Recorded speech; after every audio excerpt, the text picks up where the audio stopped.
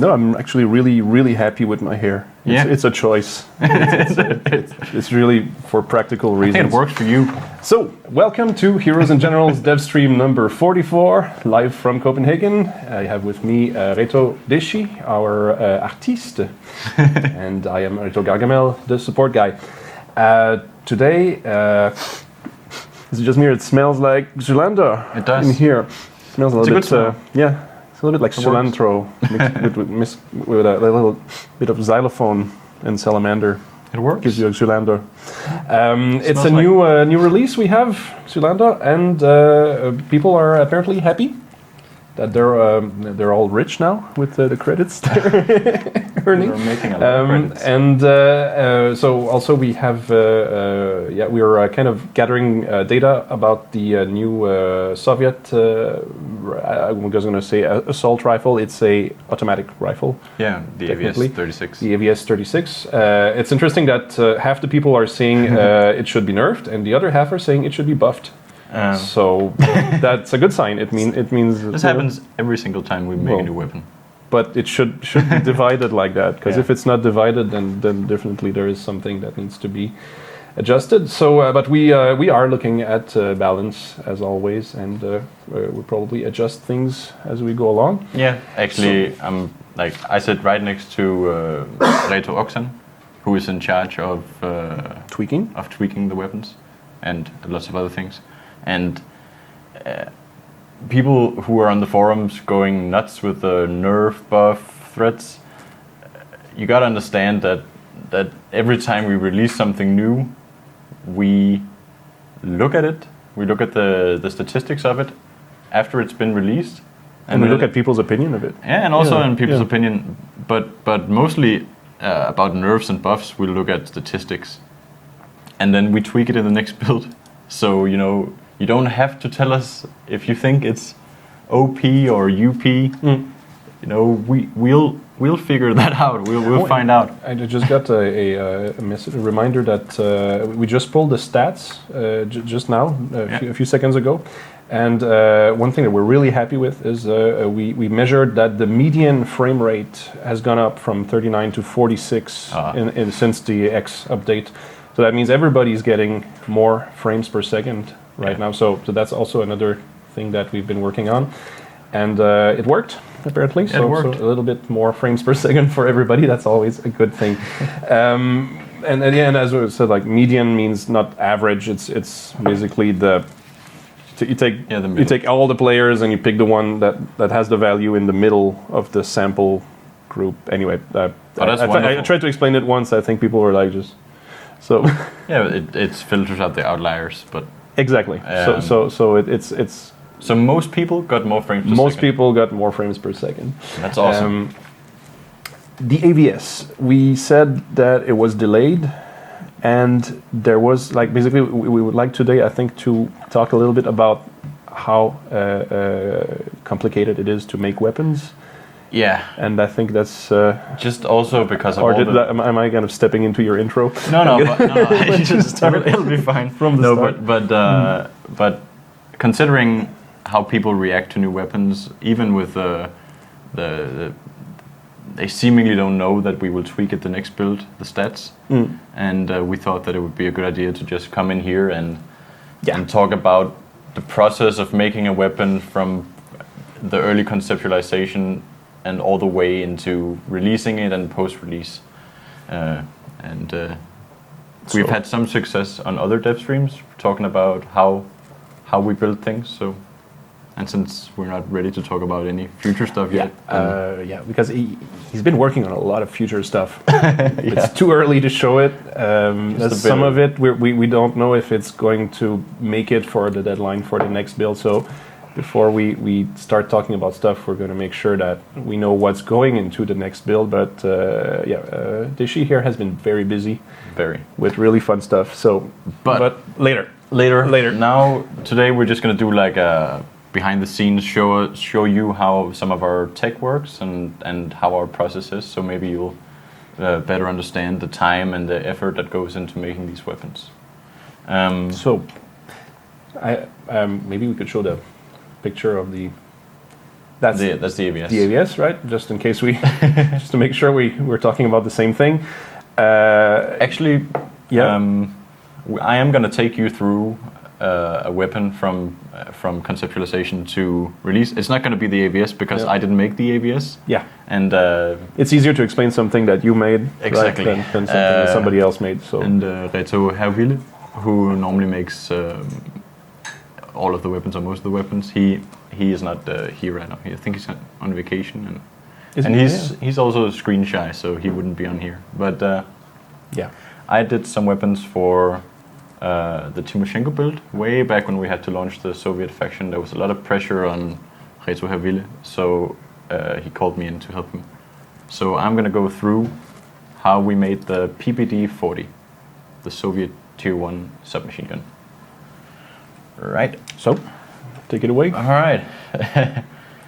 So, gotta be looking at the chat a little bit also to see if there's any. If you have questions as we go along, about the stuff that she is explaining, just ask, fire away, and we try to answer that.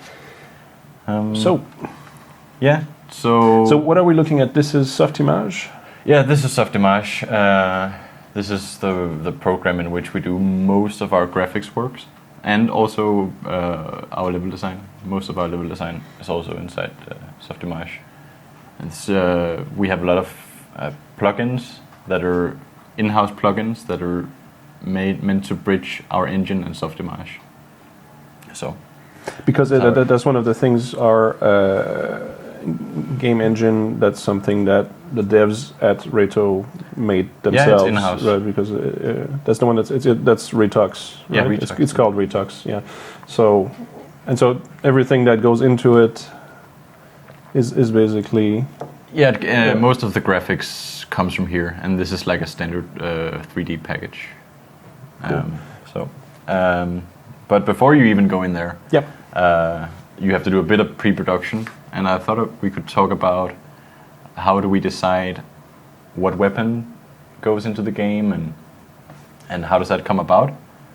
For the PPD-40, this was when we had to launch the Soviet faction, and we had to make equipment that would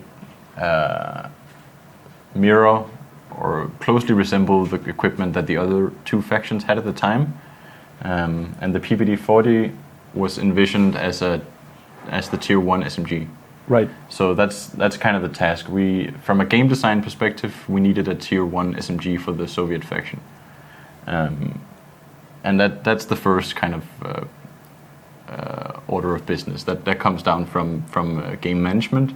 They want to add the Soviet faction, they want to add a Tier 1 SMG for that faction. And then we go and investigate, and we go look for a historical candidate. Right. Because we're not just going to invent stuff. So we look for possible candidates historically. Right. And this is probably also why we kind of like, we have specific weapons that are in the game already and others that are not yet. Yeah. Because we had to kind of pick stuff that would make sense. Yeah, it's all the time. In terms of, it's always a consideration of what are you adding to the game. At the current stage, what will improve the game the most? So it has to fit inside the game design. You can't just introduce something. For the longest time, that was actually the problem with the STG-44. Right. When can you put it in? Exactly, because we had the STG-44 for a long time, but we didn't have countermeasures in the other factions, and we thought it would be too hard to control the balancing if we released that alone. So for the ABS, for example, the idea was, I'm sure from a game design perspective, to introduce a counter to the STG and the M1, M2. But for the PPD-40, it was as simple as introducing a Soviet Tier 1 SMG.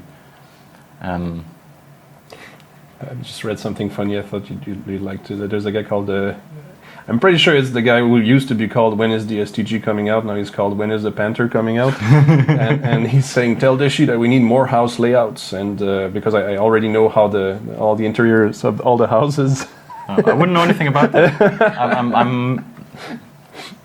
Anyway, instead and more stuff like cornfields. We need more cornfields. We can't say anything. We can't say anything, but it's just very funny. Yeah. So nothing confirmed. No, nothing's confirmed. We can't confirm or deny anything. Can you write that at the bottom of the screen? Nothing confirmed. In big blinking letters. We have been working. Yeah. It's not like we're not working. So back to the we wanted to talk about how you add weapons. So you pick the PPD-40. Yes.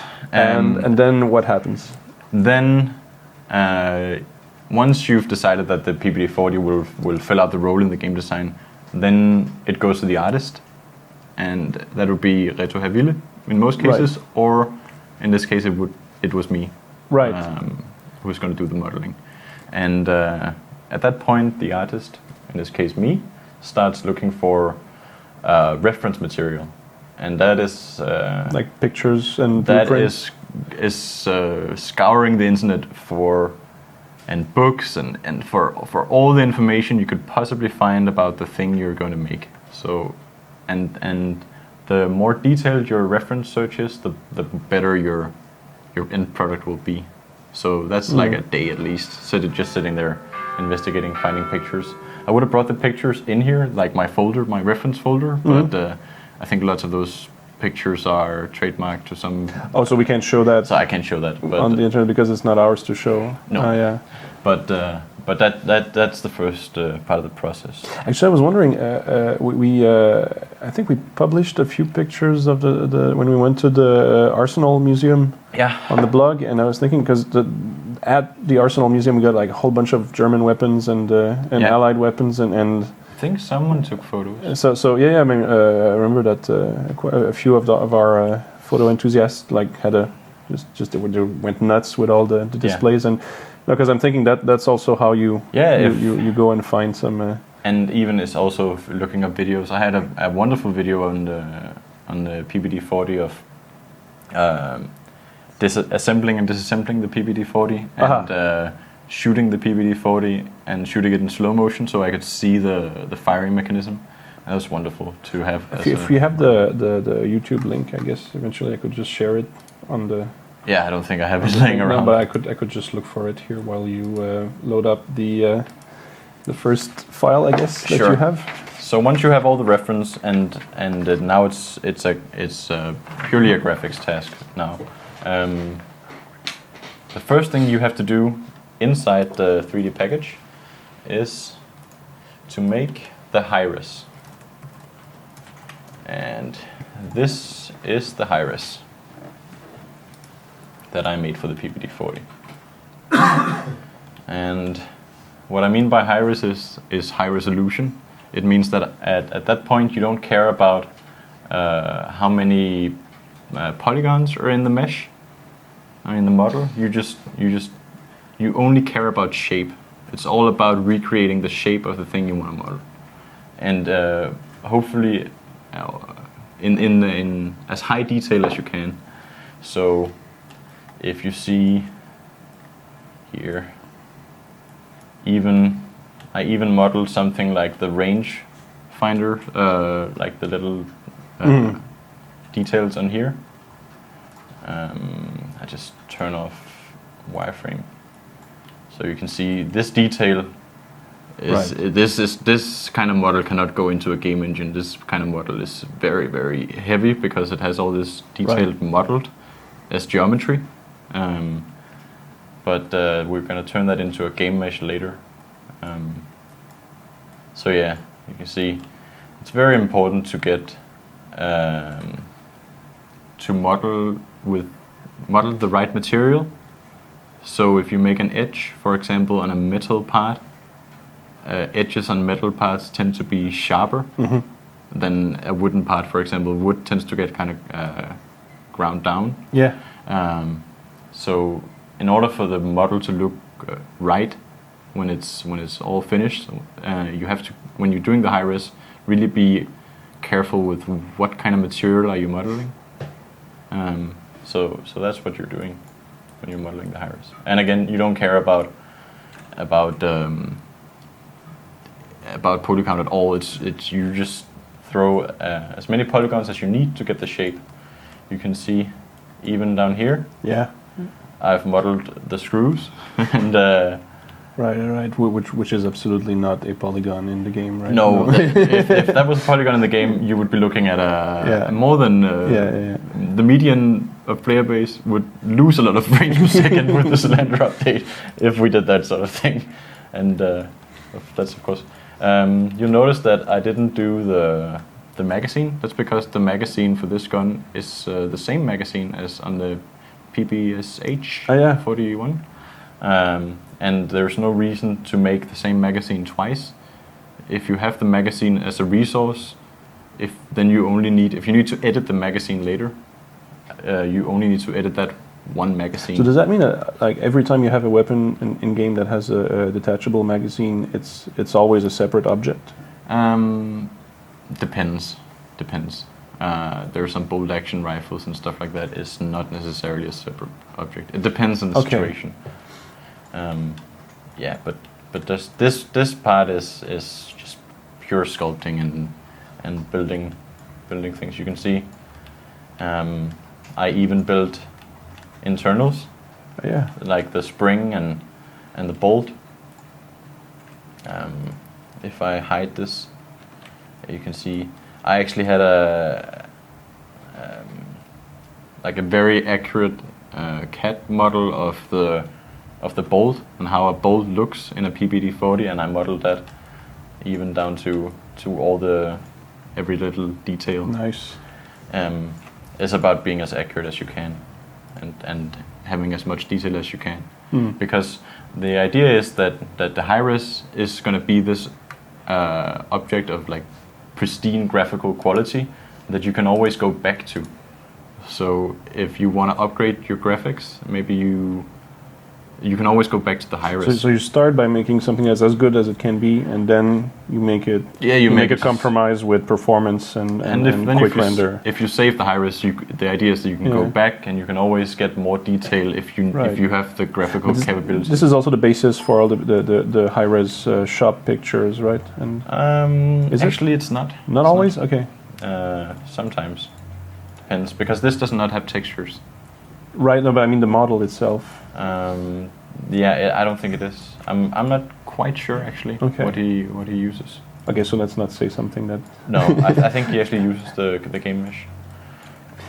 But this can take like, I think this took me 1.5 weeks, and that was quick because I didn't have to do the magazine. Right. So you did nothing else during the whole time. Like full time. Full-time work days. One SMG. Right. So SMG, that's the amount of 1.5 weeks. The amount of work we're talking about. And I think Reto thought that was a little bit quick, because he Slow down now. He likes things to be super perfect, clean. Yeah. So yeah. So what happens next? The next thing you would do is, when you have the high-res, you gotta make the mesh that can actually go into the game, which is called the game mesh. And I'll just show you the game mesh.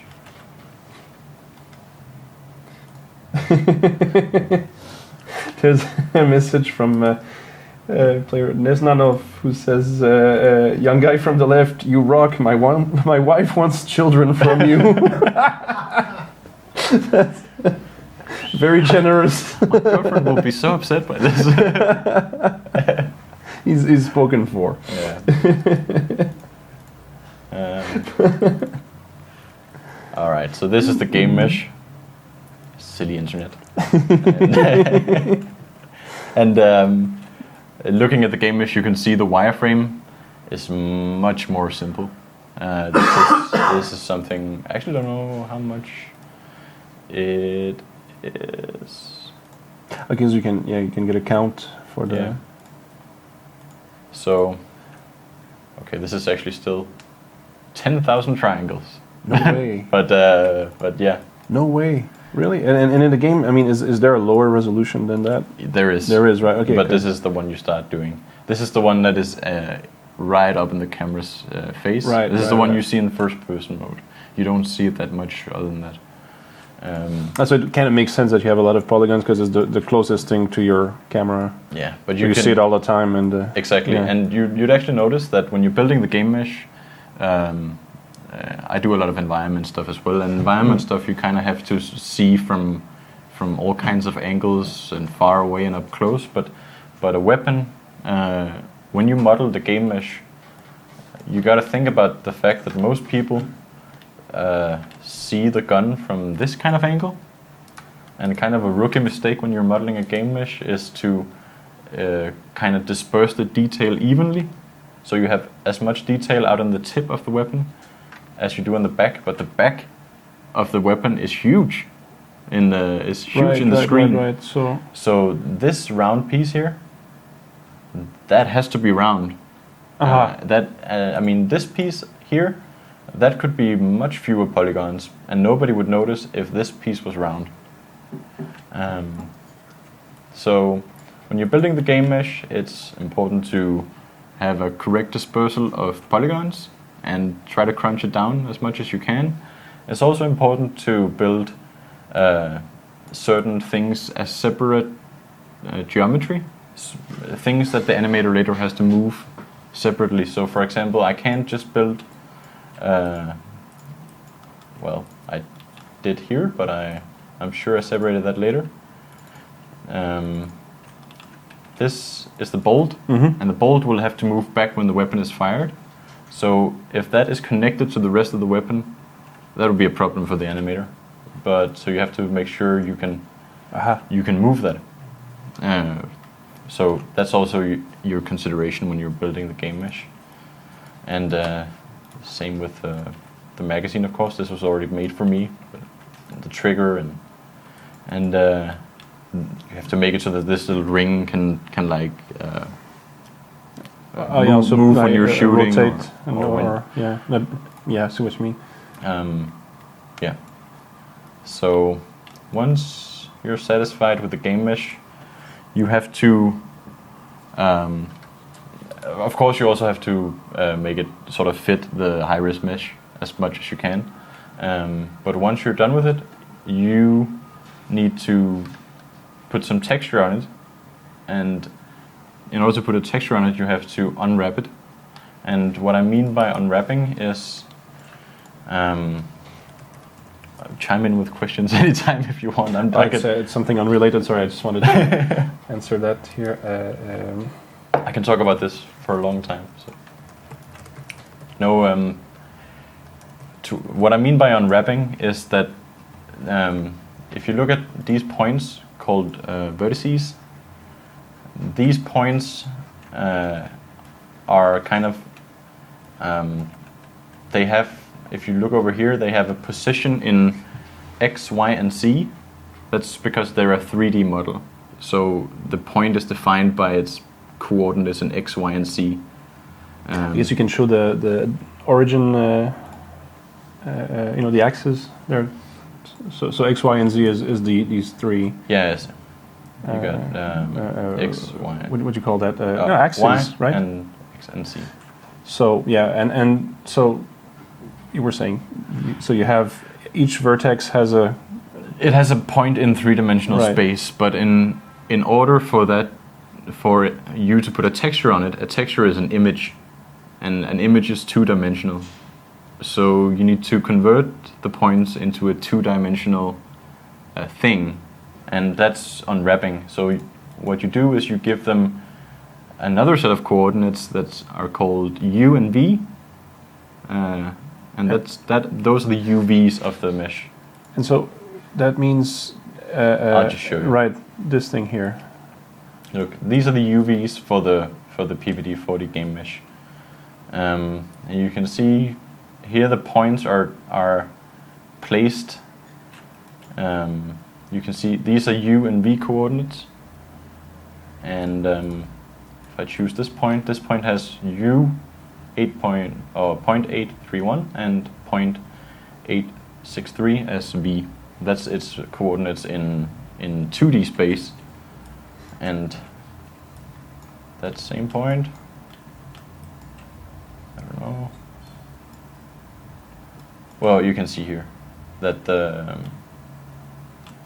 So that the points have a different placement in 3D space. So this thing is basically all the surfaces that you have on your model unwrapped, Exactly. That unfolded, like basically like you cut the skin off somebody and you just exactly. If you ever look at the character unwraps or UVs, they will look kind of creepy because it will look looks like Hannibal Lecter has been there. It looks like someone just cut. And flayed them. Yeah. Actually, not that guy from Game of Thrones. Bolton. Bolton. I love Boltons. Anyway. Michael Bolton. That guy loves Ramsay Bolton. There we go. Yeah. No, but this is also my teacher in art school loved unwrapping things, but she was kind of weird. I don't think anybody loves that. This is a very tedious process of making this UV space, and it has to be nice. It's kind of like unfolding it and then making a puzzle because you have to put it back after, right? Yeah, you have to put it within. The texture only has a certain size. So if a texture is, let's say it's 1024 times 1024 pixels, you want to maximize the amount of pixels you put on the actual model. Okay. Otherwise, if you have lots of, if you see here, this space here, this space is empty. There's no geometry on there. Okay. So if I put an image on here, that is a 1K picture, this space, these pixels, they will not go on the model.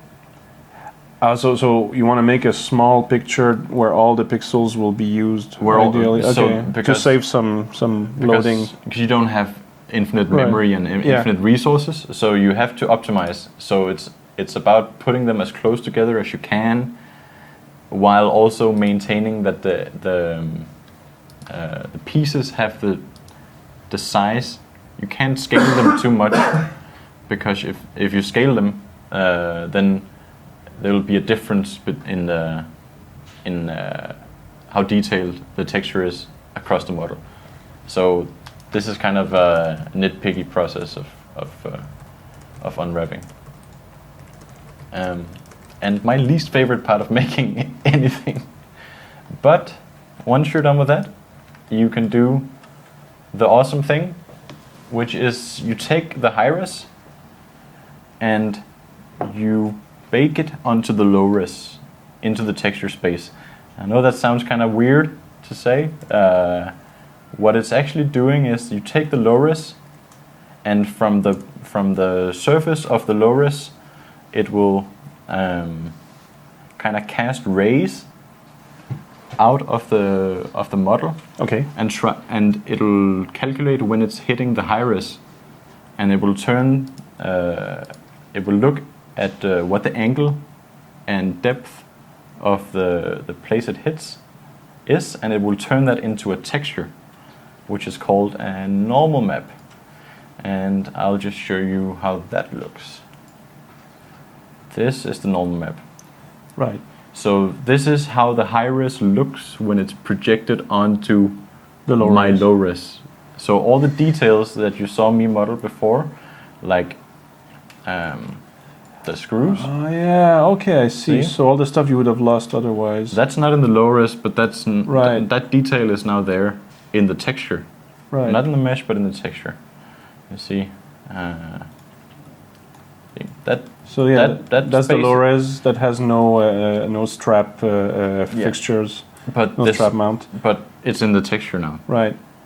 The normal map is something that the engine will take and use to calculate how light bounces off, or how light reacts with the model. So this is why it looks like soap bubbles. Yeah, it's looks actually like it's using the blue, green, and red channels for determining the angle. And what that'll do is actually allow us to render the low-res in a way that it looks like the high-res. It comes very close to looking like the high-res. And the normal map generated from the high-res is really the basis of texturing. Once you have the normal map and the low res, you can use that to determine or to bake out some other textures, and those other textures might be some more light information. For example, we might bake some shadows into the texture that otherwise that our render, because it's a game engine, maybe they're too small textures that they can't be rendered efficiently by our game engine. So we just bake it into the texture. Because there's some stuff, yeah, I see what you mean, that the shadow, I mean, if you had the game engine, like say, oh, there has to be a shadow there. Yeah. Every time you're wasting time calculating something that really you can just fool people with just a texture, and again, it looks more natural. If you have to calculate all of the light information inside the engine, that engine is not going to be real time. It's not going to run on any. That's pre-rendered stuff. That's movies and stuff like that. They can do that, but we can't. So we have to fake some of the things, and faking small shadows is something we do. And I'll just show you. This is the bake layer that I made. This is some small shadows, which are some small soft shadows, which we call ambient occlusion. Right. This is also, if you were running the game in the graphics options, there's something called screen space ambient occlusion. It's trying to do the same kind of soft, very soft shadows that appears in kind of crevices, and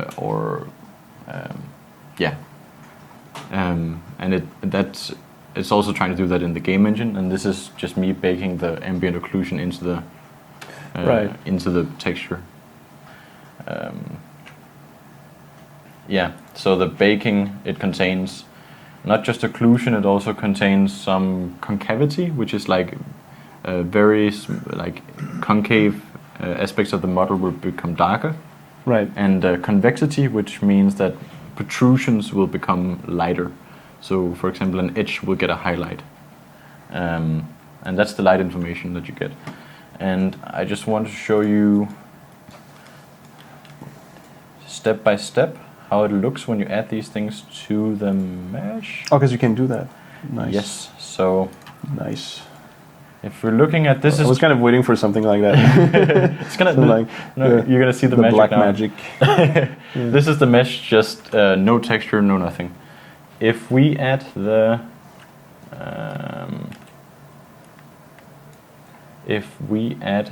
normal map first, right? This is just the high-res thing, baking everything in. You see some details appeared here. You got some details. You got these details from the high-res that now seems to be rendered. So now it looks more like the high-res did. And that's just the normal map. And then if I add the light.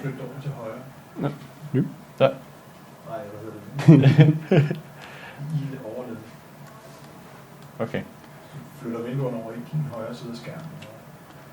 That's where they are. Oh, like this. I guess. That. All right. So if you... because nobody can see that part, yeah, okay. Now if I add the light information, the ambient occlusion and the concavity and convexity maps, you'll see, you got some more light information. There's not as much light being cast on the barrel inside here. That's getting a little bit darker. You'll see darkness in here. Lots of little details that make it look better. So that's the light information. And that's actually one of the most pivotal things to get right. Because once you do that, it's very easy to make the texture look really good. Because then I'm just gonna add the materials that are underneath, wood and metal, and you can see Nice. at all like that looks like you couldn't have hand painted that. You needed the baking of light information to make it look like the gradients and the Right. make it look that good. And what I put under the stuff that I put under the baking information is actually just this. This is just like standardized metal and standardized wood. But when you add the baking information on top, you get a texture. Yeah, okay. And when you map it on the weapon? And when you map that on the weapon, that'll look like this. And the reason why it looks really bad right now, yeah, it looks a bit metallic, is because it doesn't have a specular map yet. Aha. But and that's like the properties, the light properties of the materials, or exactly. I'll just show you the specular map. Yeah. The specular map I kind of make from the diffuse map, and kind of I take out some highlights and stuff like that. This is actually this is showing where highlights would be in the mesh. So instead of having like a huge white highlight, this is like a huge white highlight all over the model. This is showing it where should it have sharp little highlights, where should it have, for example, more dull. You can see the wood. The wood is darker because it's less reflective than metal, so that takes a little bit less highlights. And the kind of the edges of the metal, those have a really strong highlight because you want like a highlight on the edges. And when you add that to the mix, and so like metals and stuff like that, when they get rendered in the game, they get some of the color of the sky, right? And in certain angles. That's something else. Okay, later. Yeah. This is actually even later than that. So yeah, I'm just gonna add the specular map so you can see how much that does. That's a huge difference. Yeah, and I'll just add the clip texture as well. What am I doing?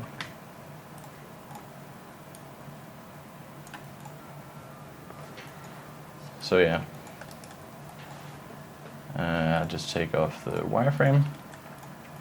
Nice. So that's how the game mesh will look with all those maps. Just the three maps, the diffuse and the specular and the normal map.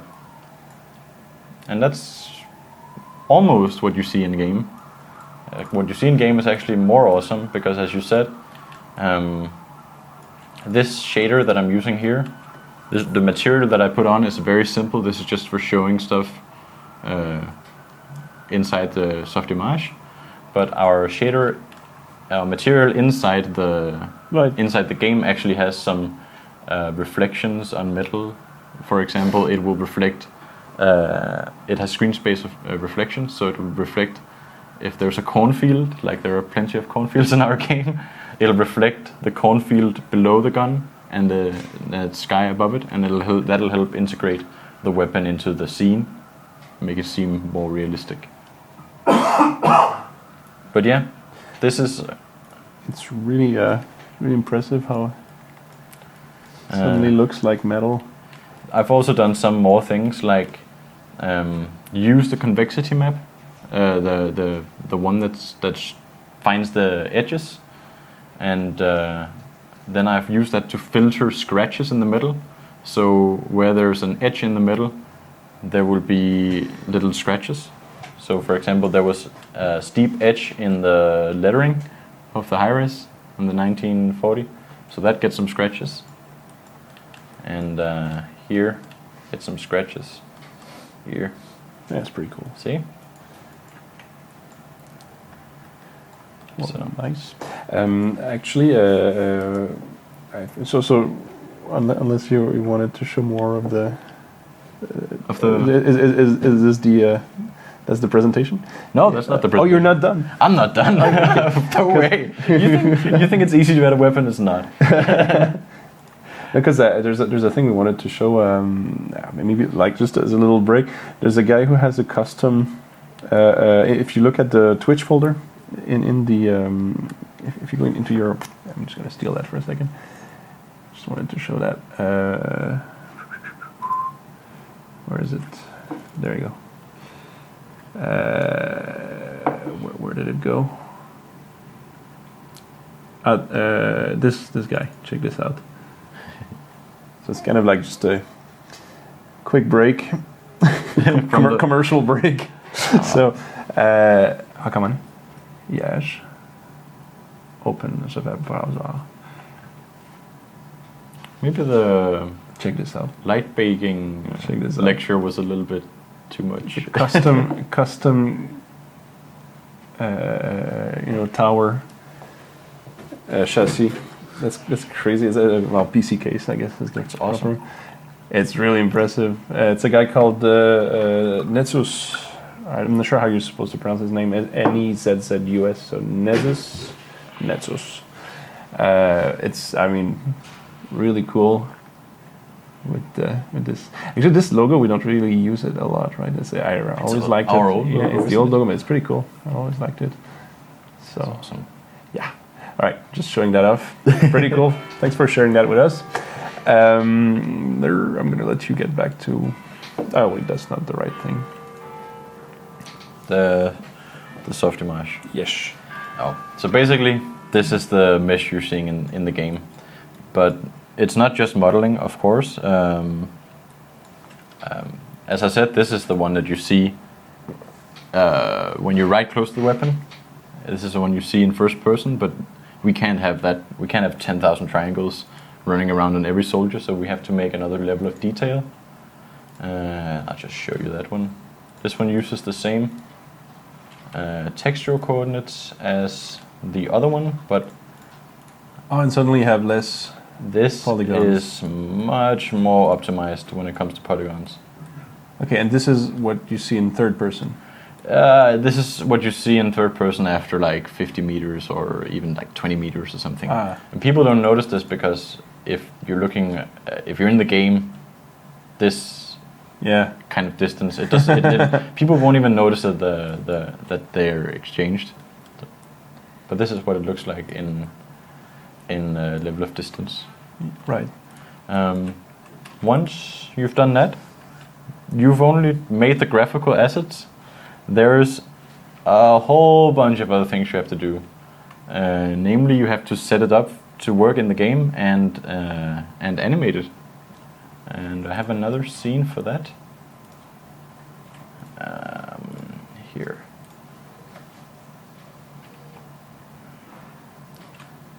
All right. Also, you got the firing animation. I got the reload animation. The reload animation. But what you can see here is that there's now some setup has been applied to the model. This is, I assume this is the muzzle flash location and the firing location. And this is a thing that we use to align the iron sights. And I am hopefully not crashing. Nope. I didn't crash. Yes. And this is the iron sight, and this is the tip of the iron sight. So these will align. The game will use this to make sure that the iron sight is pointing at pointing right. So this is the ejection port for empty clips. shells. Yeah. And even these are called control surfaces. You can use this to move the bolt. And the animator will use this, among other things, to animate. And for each gun, he has to do some specific animations, like firing, reloading, and all that stuff. And we're going to have to go a little bit faster because we're going to run out of time. All right. Getting messages here from... so I'll go super quick. So I'll just skate over everyone else's work. This is the reload animation. That's Reto Colling who does this. Who's also behind the camera. Behind the camera today. Yeah. So this is a whole other task that someone is doing. So now we're up to like 5 people working on this weapon until we're at this stage. Yeah. And then there's... Once the gun has been set up and animated, there is... He's only halfway through the list. Yeah, I'm only halfway through. I'll skate super quickly through it. Yeah. But I mean, it takes... No, but the interesting part was like your bit. So I guess... No, but what I mean is that, you know... That's not nice to say. No, but what I mean is that you got to show your bit. That was the interesting thing to me. To you, right? And because the rest, actually, can we really show some of those things? No, I just mention that it exists, right? Yeah. Okay. But that's what I mean. What we wanted to show today was mostly your bit. Yeah. Not that the rest is not interesting. But just to show you, once the weapon is cool for animation setup and everything, it gets sent to a bunch of different people. For example, it gets sent to Reto.desji and He will put prices on it, and Reto.Oxen will integrate it into the whole structure of the game. He'll make it work inside the game. Aside from that, it'll also, even if I didn't make the first part. What? Sound. Are we losing your sound? No. For the weapon. Oh, sound. Yeah. Yeah. It goes to to sound. Yes. And it also goes to me for if Reto Haville had done all the things before, it would go to me for weapon variation skins. Right. And you can see that in here. If I just turn off the specular, look at this. This is the variation skins. All right, so you got black, dark wood, cheap paint, light wood. And what I'm basically doing, this is why I'm saying, I'm often quoted as saying that the weapon variations are not super time consuming to the development. It's not like we took days off of our schedule to make a bunch of weapon variations, because what you're essentially doing is replacing those layers that you saw earlier underneath. But again, every time we add one, we have to then that has make sure that it's it has to be priced. It has to, and then it also has to go to Reto Black Gemma, who will make the shop picture. Right? He will render the shop picture. You can see here. Also, I remember that I mean, we have to check that every variation everywhere in the game, the right ID is being used for the right color, because recently we swapped 2 of them and people were like, hey, that's not the right color, and that's like... That's even... So even when you've made all this stuff and the renders are out there, that's usually when the build will go into feature lock and it'll be moved to test. And then it has to be tested, as you say. It has to be Splixen and his band of testers will have to test it, see that it all works. They will also give feedback on how the weapon handles. So if they feel like it should be nerfed or buffed, or if it needs to handle otherwise, they'll give their feedback then. It will also be moved. The build will be moved to our test server, which a select group of veteran players have access to, and they will also give their feedback on the weapon. How does it handle? How does it look? Did we make any mistakes? And at that point, it will be tweaked again and again and again until Splixen says, "Okay, we can release it." And that's when it gets released. And that's why something like the AVS could slip from one build into the next build, because it simply wasn't ready. And so, again, this really not because we wanted to give something to just the Americans and Germans and not the Soviets. It's really... So this build, it's the Soviets' turn, and actually they're probably going to get more stuff yet. Yeah. Can we say that? Or is that allowed? Did we say that? Yeah. We're not promising anything. But yeah. We kind of... So, and did you have any other of these? Yeah, and I just wanted to reiterate that once the weapon is then released, then we go to the metrics and we go to the feedback on the forum, and then we see, does it need further tweaking?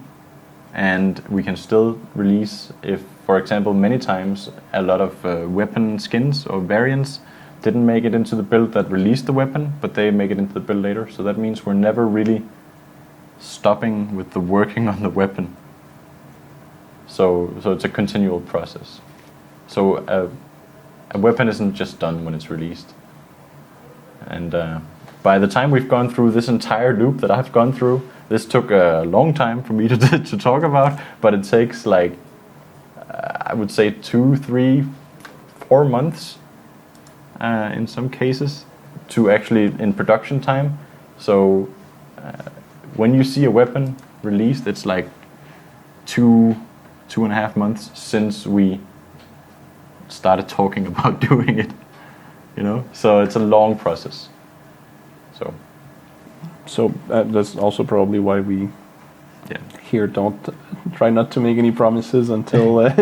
That's why everyone's always time. telling us don't talk about stuff on Twitch because what if it doesn't make it into the next build? The update. Yeah, that next update. No, because we confuse people when you say build.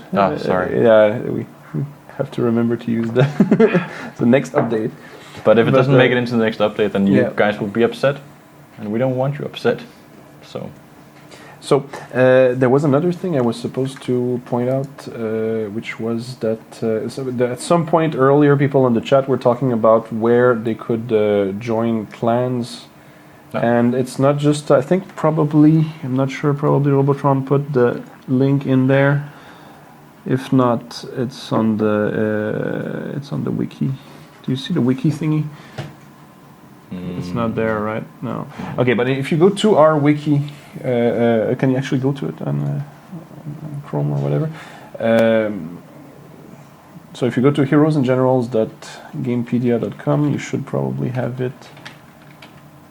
Gamepedia.com/clans.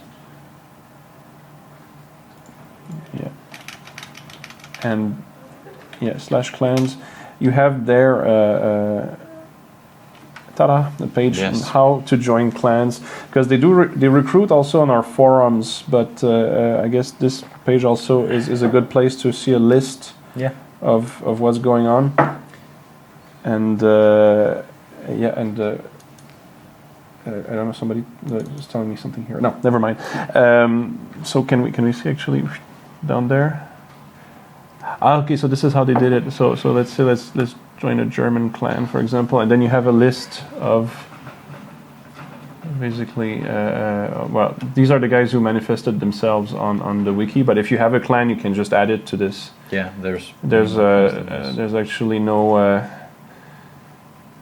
I think no restrictions as to what you have to do to put your clan there. You just have to have, I guess, a link.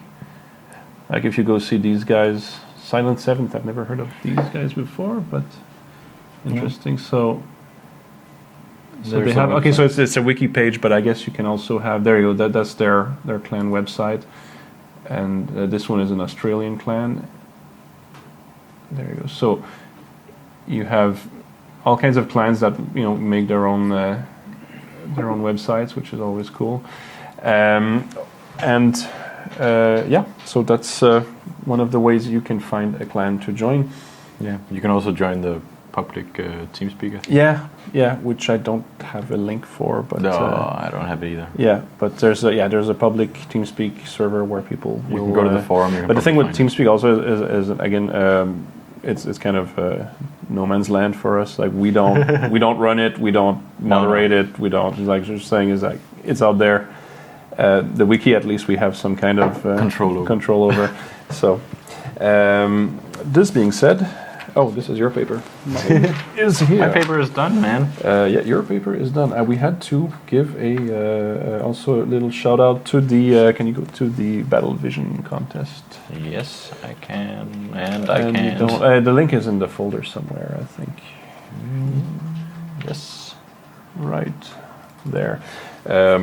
Just a weekly reminder that you can earn some credits, some gold. Sorry, you can win some gold, 2,000 gold, if you're among the winners of the Battle Vision contest.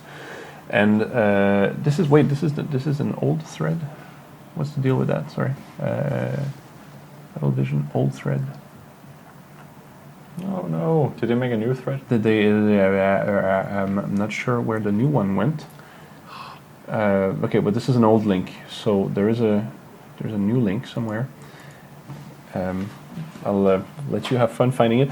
But the current theme is called it's Hold the Line. So if you make a screenshot that illustrates the phrase "Hold the Line" and send it to the Battle Vision contest, which is happening on our Steam community page. And by the way, there you go. There it is. Yes, I think it's because it was transferred to Silver League and. That's yeah. So there's these two players are now managing the contest, Silver League and Gringo JS, and they're taking over from Westwick, who started this. So the top 4 screenshots will win 2,000 gold. You have until the 17th of September to submit your entries. And if you go back and look at the main page before that, one more. Look at that! What the hell is that? Oh. Yeah, there's that going on. Wow.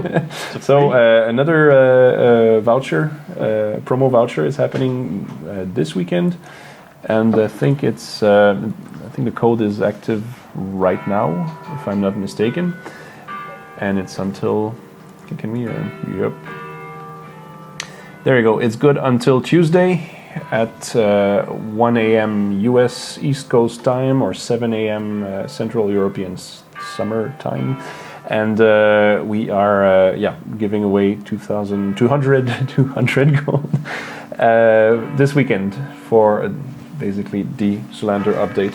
And the code is active right now. So if you just enter the voucher code Xylander, you will get 200 gold. 2 million. You get as much gold as you have credits. No, you won't. You get 200 gold with this promo code. This being said, I think I just heard the bell. Yes. It's a sign for me to shut up. It's over. And wish you a very pleasant weekend. Thank you for watching, and thank you for playing. See you.